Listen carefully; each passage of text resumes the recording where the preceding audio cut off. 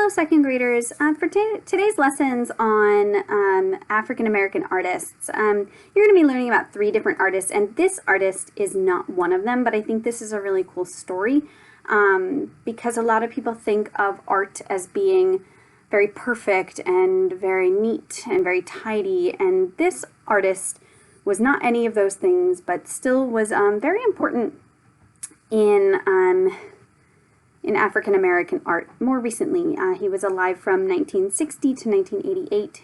He was actually pretty young when he died, but he did produce quite a lot of art in that time. So we're going to read the story of Jean-Michel Basquiat, and he was an artist that grew up in New York City, and we're going to learn about him in this story. So this story is called Radiant Child, and it is the story of young artist Jean-Michel Basquiat, and it is written by Javaka Steptoe. So here we go.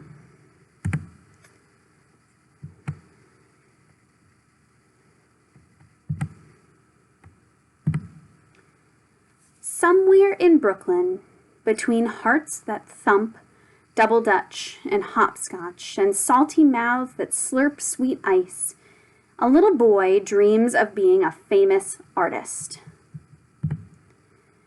In his house you can tell a serious artist dwells, as he sits at a table with pencils scattered everywhere.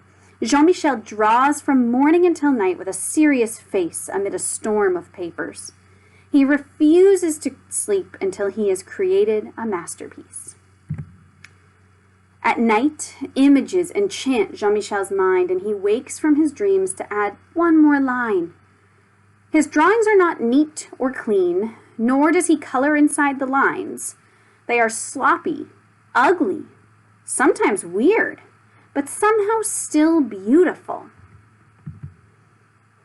His art comes from his mother, Matilda, a Puerto Rican woman who designs and sews, cooks and cleans, and makes the house look like a stylish magazine.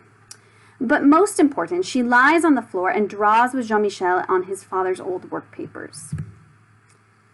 From her, he learns that art is not only in the poetry books she reads to him or in the theaters and museums they visit. Art is the street games of little children, in our style, and the words that we speak. It is how the messy patchwork of the city creates new meaning for ordinary things. While visiting the museum, they look at his favorite works of art. Reading the story behind each artist, reading the story behind each work, this is how Jean-Michel learns what it means to be a famous artist. Back at home, he creates art on the floor as his father, Gerard, plays jazz records. Mama Mathilde cooks arroz con pollo and calls Jean-Michel mi amor. The energy and life of the city can be felt in each line of his drawings.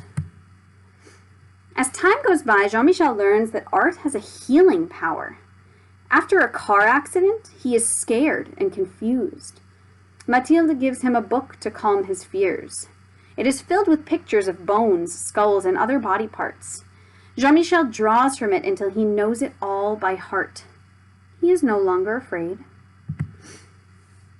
Back at home, Jean-Michel's body heals, but his heart breaks. His mother's mind is not well, and the family breaks. She no longer lies on the floor and draws with Jean-Michel, but sits by the window singing only to birds. Jean-Michel is confused and filled with a terrible blues when Mathilde can no longer live at home. He tries drawing the terrible out of his blues, but things are not the same. As Jean-Michel grows older, he visits his mother when he can, always bringing his artwork to show, telling her that one day it will be in a museum, when I am a famous artist, he says. A teenager now, Jean-Michel decides, Papa, I will be very, very famous one day. With a sly look and a twinkle in his eye, Jean-Michel leaves Brooklyn for New York City, the Lower East Side, a concrete jungle where only the tough survive. During the day, dressed in a green jumpsuit splattered with paint, Jean-Michel stays with friends, sleeping on couches and floors, leaving a barrage of collages and poem-filled papers everywhere he goes. At night, Jean-Michel spray paints the walls downtown with poems and drawings that catch the eye of artists, gallery goers, and passers-by. Under his art, he signs the name Samo instead of Jean-Michel. Everybody wants to know, who is Samo? Samo moves from street corners to art gallery walls with powerful color composition and line, collaging and painting on anything he can find. His art is still not neat or clean, and definitely not inside the lines, but somehow still beautiful. With his magical charm, Jean-Michel draws a crowd, but when it's time to work, he prefers to be alone, with the radio and TV on full blast.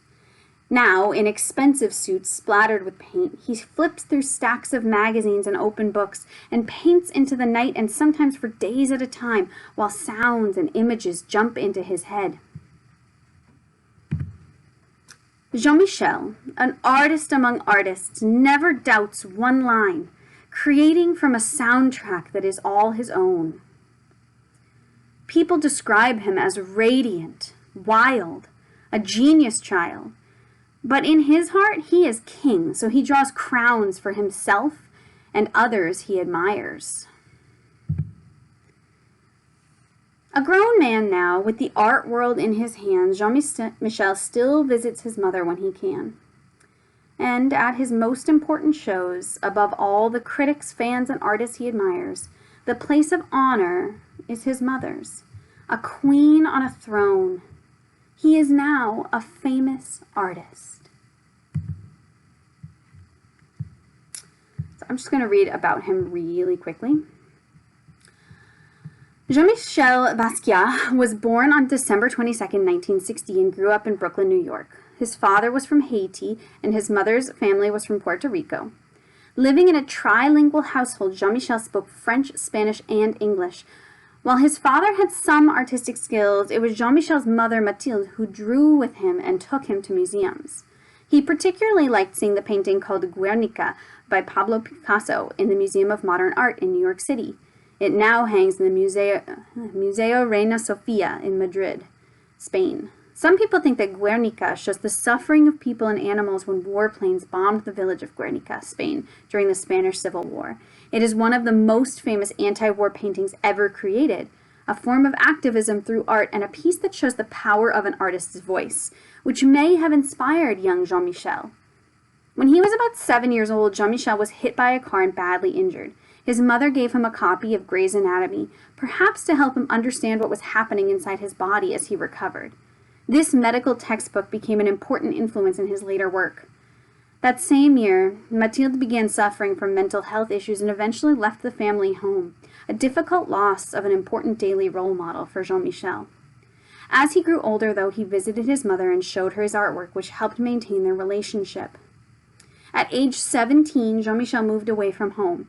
He sold postcards and T-shirts of his own designs to support himself, and he used whatever he could find as a canvas. His first recognized work was a graffiti series created with his friend Al Diaz starting in 1977, tagged with the name Samo. The traditional art world was looking for something new, modern, and connected to street culture, and Basquiat arrived at the perfect time. His first public exhibition was in the Times Square show in 1980, and his first solo show was in Italy in 1981, the year he sold his first painting, which would be followed by many others. He also met and became friends with other famous artists at the time period, like Andy Warhol and Keith Haring. Basquiat lived an exhilarating life, but underneath the excitement of his success, he struggled with a drug addiction until his death on August 12, 1988, when he was only 27 years old. His paintings now sell for millions of dollars and are collected and displayed in museums all over the world, such as the Whitney Museum of American Art and the Brooklyn Museum. So I'm actually going to pop over and show you a little bit of his artwork. So this is what his artwork really looks like.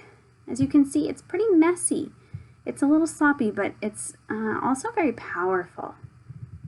He really looks at people's faces, and I think he is a lot like Pablo Picasso in that his art is a form of activism.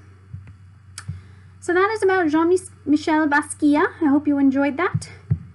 And enjoy the rest of your art activities.